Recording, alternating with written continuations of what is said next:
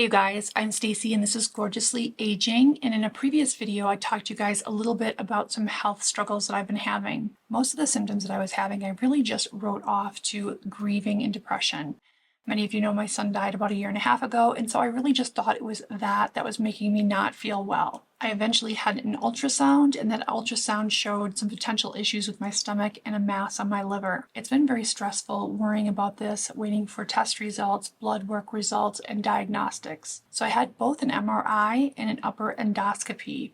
So the upper endoscopy is a scope that goes down through your throat, checks your esophagus, goes down into your stomach and the first part of your intestines. What was found with that test is that I do have a hiatal hernia that needs surgical repair. As far as the MRI results, which is the one I was really stressing about, it turns out that the mass on my liver is a hemangioma, which is a tangled web of blood vessels. Now, the hemangioma that I have on my liver is pretty large, and it isn't affecting my liver function. So my liver function is perfectly fine. Everything is within the normal limits. I've had extensive liver testing done, and my liver is functioning well. Having said that, the mass on my liver is pretty large, so it will probably be surgically removed at some point, but it's not an emergent situation. Needless to say, this was a humongous relief to me. Having been diagnosed with cancer in 2000, I had thyroid cancer. I didn't prepare myself well. I was quite young then.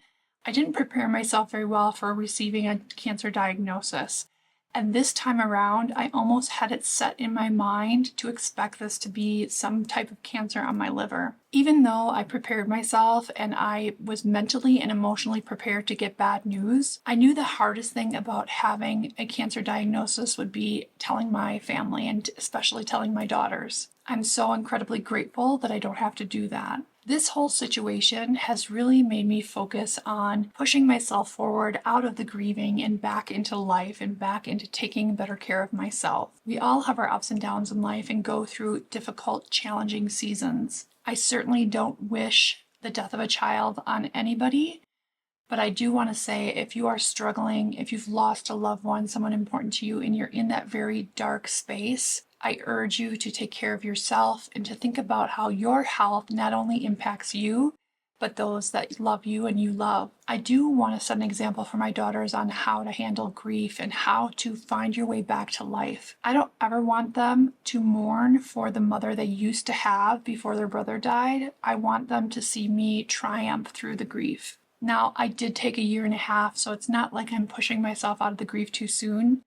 I am recognizing that I have to start taking care of myself. A year and a half really does a lot of damage to the body when you're not caring for yourself, when you're not getting exercise, when you're not caring about your nutrition. I do have some big plans for myself, for my fitness, and for investing in my health and longevity, and I will share those with you in an upcoming video. I'm a little bit nervous that when I share my plans for investing in my health and longevity, that they'll be criticized, but this is a decision that I've made based on where my health has gone in the past year and a half of being more sedentary and grieving and having depression, and really wanting to move forward in a healthier way and manage some of these things like high blood pressure, high cholesterol, and just the lack of muscle tone that has happened in the past year and a half or so. So for those of you who have sent me such nice messages and well wishes and prayers, thank you so sincerely. It has meant the world to me. I really do appreciate it. You have kept me positive in a time that I really could have gone into the darkness. So my upcoming surgeries have not been scheduled yet. The first one will be the repair of the hiatal hernia,